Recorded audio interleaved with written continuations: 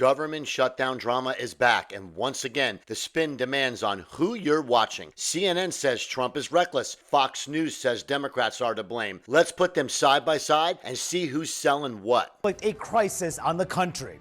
By Tuesday, President Trump and Democratic leaders must reach an agreement to avoid what could be a prolonged and painful shutdown of the entire federal government that would impact millions of Americans. Democrats, aghast at what they see as a lawless president, are demanding significant policy changes on health care in exchange for their votes in the Senate.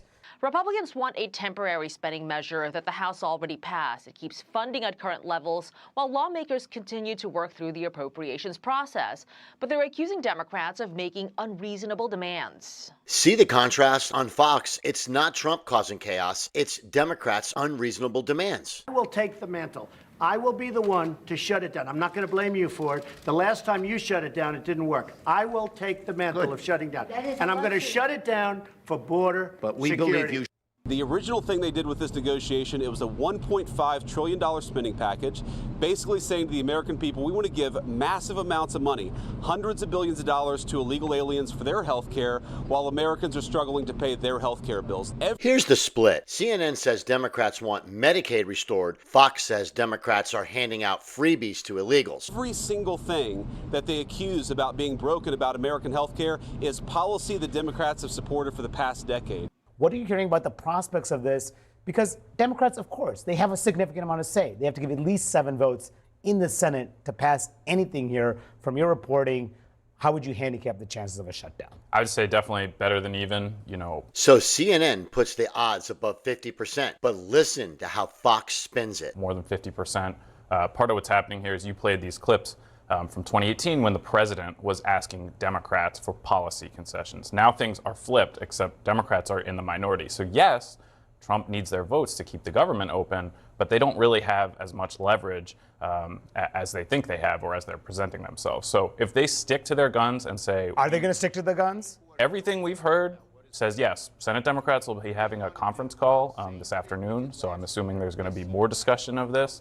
But so far they are. You will hear a lot from Senate Democrats, from House Democrats about the fact that American health care policy is broken.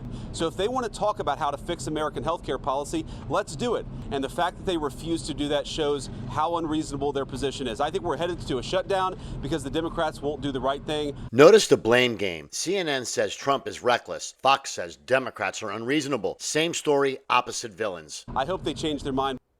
Will happen. They want to... That's CNN laying out policy demands, but over at Fox, it turns into a culture war showdown. reverse the Medicaid cuts that were included in Trump's signature domestic policy achievement from this summer. They want to extend expiring Obamacare subsidies set to expire at the end of the year to help people pay for their health insurance under Obamacare. They also want some sort of restrictions on how Trump has essentially cut spending, federal spending, without congressional approval.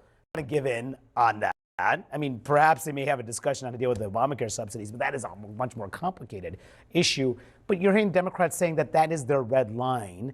And, you take a step back, they say we need to show that we can't continue business as usual the way Trump has been running things here. When you have the most simple plan, it's the easiest plan to defend. We have a clean CR, which many of us were not too happy about, myself included. I would have rather have had some more cuts. I would have rather have taken a little bit more aggressive approach, but we compromised and we did a clean CR.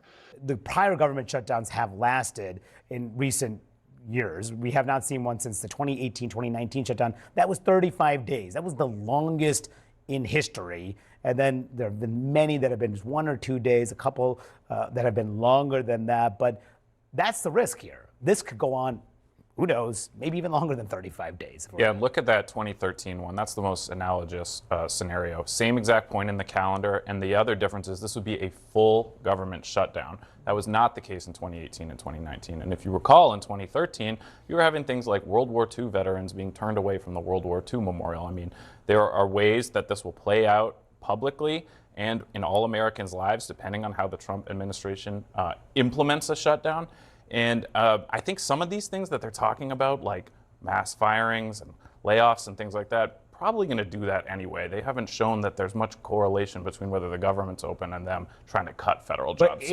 And people get blamed. The Democrats, Republicans, and the White House will all share a significant amount of the blame. The 2018, 2019 shutdown, a Pew poll from that time, looked at everyone. A majority of voters essentially blamed everyone, even though it was Trump who walked away from a spending bill at that time to keep the government open. So this could be a problem across the board here. Yeah, again, I think because if there is a shutdown, it's not going to look anything like the previous shutdowns, most likely, because we know the Trump administration is planning to take advantage of this opportunity to do mass layoffs, perhaps to shutter more federal agencies and programs. And so it's going to be kind of unprecedented territory to see how the American people, first of all, the impact, and B, the blame, because it's just not going to look the same. As painful as previous shutdowns were, this one could be painful in a much different way, and quite frankly, a much more permanent way. Yeah, and It is what the Democrats did almost 12.5 times when Joe Biden was president. It's the most reasonable, it's the most efficient, it's a compromise. What the Democrats are trying to do is hijack that process to put back into the federal book of business health care for illegals, transgender surgeries for minors abroad, giving PBS and other liberal news outlets taxpayer dollars. These are just non-negotiables. Textbook Fox. Budget fight becomes a cultural clash. And that's what they're demanding. And so I don't see a whole lot of room right now. So there you have it. CNN warns of chaos. Fox says compromised, hijacked. One story, two realities. Who do you believe? Drop your thoughts below.